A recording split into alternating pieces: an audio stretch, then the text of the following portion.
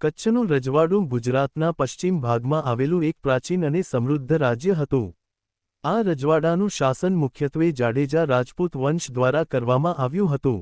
કચ્છના રજવાડાની સ્થાપના ઈસવીસન 1549માં મહારાવ ખેંગારજી પ્રથમ દ્વારા કરવામાં આવી હતી. ખેંગારજી પ્રથમ પહેલા કચ્છ પર સમા વંશનું શાસન હતું, પરંતુ આંતરિક કલહ અને અસ્થિરતાના કારણે જાડેજા વંશે સત્તા સંભાળી. ભુજ શહેરને કચ્છની રાજધાની બનાવવામાં આવી, જે પછીથી રાજકીય અને સાંસ્કૃતિક કેન્દ્ર બની ગયું. કચ્છના શાસકોને મહારાવ કહેવામાં આવતા હતા. કચ્છના રાજાઓ બહાદુર, કુશળ શાસક અને કલાપ્રેમી હતા. ખાસ કરીને તારક ચિહ્ન મહારાવ લખપતજી 18મી સદી તારક ચિહ્નના સમયમાં કચ્છે સાંસ્કૃતિક, સાહિત્યિક અને વેપારી વિકાસનો શિખર સ્પર્શ્યો.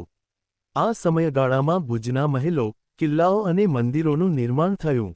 કચ્છનું ભૂગોળિક સ્થાન દરિયાઈ વેપાર માટે ખૂબ મહત્વનું હતું. મંડવી બંદર દ્વારા અરબ, આફ્રિકા અને મધ્ય એશિયા સાથે વેપાર થતો હતો.